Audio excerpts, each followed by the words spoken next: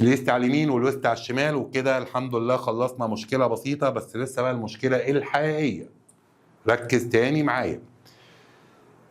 force of magnitude 5 root 3 acts in direction كام؟ 30 degree east of north. طالما east of north يبقى هي ما بين الايست والنورث، والماجنتيود بتاعها 5 روت 3. بس التركايه بقى فين؟ انا عارف ان انت ايدك للاسف هتحط ال 30 ديجري هنا وتبقى المساله دي ضاعت خلاص، هتلاقي اختيار خاطئ تختاره وتبقى راحت المساله. لا اهدى شويه وابلع بيك. لما اقول لك 30 ديجري ايست اوف ذا نورث، ساعتها بيبقى عندنا دائما وابدا احتمالين لمكان الانجل، يا هنا يا هنا يا هنا يا هنا. اوعى تغلط، في احتمالين دايما، فيهم واحد صح فالتاني بالتبعيه غلط، يا صح يا غلط.